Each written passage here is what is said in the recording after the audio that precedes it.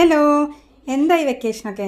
ഓരോ കാര്യങ്ങളൊക്കെ ആയിട്ട് നല്ല തിരക്കിലായിരിക്കും അല്ലേ? അപ്പോൾ ഇടയ്ക്കെങ്കിലൊക്കെ നമുക്ക് ചില കുഞ്ഞി ക്രാഫ്റ്റൊക്കെ ചെയ്തിട്ടൊന്ന് അടിപൊളിയാക്കിയാലോ? അപ്പോൾ ഇന്നത്തെ ക്രാഫ്റ്റ് എന്ന് പറയുന്നത് സിമ്പിളായിട്ടുള്ളതാണ്. ഇതുപോലെ പ്ലാസ്റ്റിക് ബോട്ടിലുണ്ടെങ്കിൽ ചെയ്തെടുക്കാൻ പറ്റുന്നതാണ് കേട്ടോ.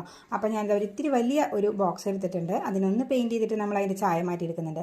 അപ്പോൾ നമ്മൾ ബ്രഷ് കൊണ്ട് ഇതുപോലത്തെ പാത്രങ്ങൾ പെയിൻറ്റ് ചെയ്താൽ നല്ല ഈവനായിട്ട് കിട്ടില്ല. അപ്പോൾ ഇതുപോലെ സ്പോഞ്ചൊക്കെ ഉണ്ടെങ്കിൽ ഒന്നിങ്ങനെ പ്രസ് ചെയ്ത് കൊടുത്തു കഴിഞ്ഞാൽ നല്ല കറക്റ്റായിട്ട് നമുക്ക് അതിൻ്റെ മുകളിൽ ഒട്ടിച്ചേർന്ന് കിട്ടും കേട്ടോ. ഇനി നമുക്കിത് അതിൻ്റെ മുകളിൽ ഒരു ഹാപ്പി ഫേസ് വരച്ച് കൊടുക്കണം. അതിന് വേണ്ടിയിട്ട് ഇതാ കണ്ണും മൂക്കും പിന്നെ അതുപോലെ വായൊക്കെ മൂക്കില്ല കേട്ടോ, വായ മാത്രം വരച്ച് കൊടുത്തിട്ടുണ്ട്. അപ്പോൾ നല്ല സ്മൈലി ആയിട്ടൊരു ഫേസ് ആയിട്ട് നമ്മുടെ റൂമൊക്കെ ഡെക്കറേറ്റ് ചെയ്യാൻ പറ്റുന്ന ഒരു കിടിലനായിട്ടാണ് കേട്ടോ ഇത്.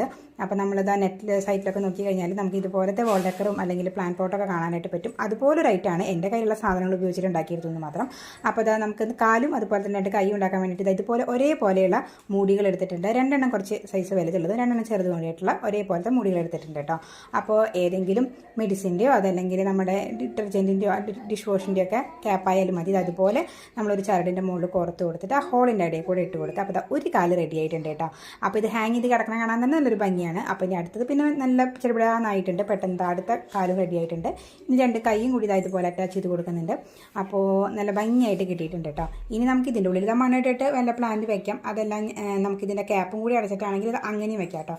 അപ്പോൾ ഞാനിതാ ഇതിൻ്റെ മൂടി നല്ല വയലറ്റ് ഷെയ്ഡ് ആയതുകൊണ്ട് എനിക്ക് ഒത്തിരി ഇഷ്ടപ്പെട്ടിട്ട് ഞാനിത് അതങ്ങനെ വെച്ച് കൊടുക്കുകയാണ് ചെയ്തത്.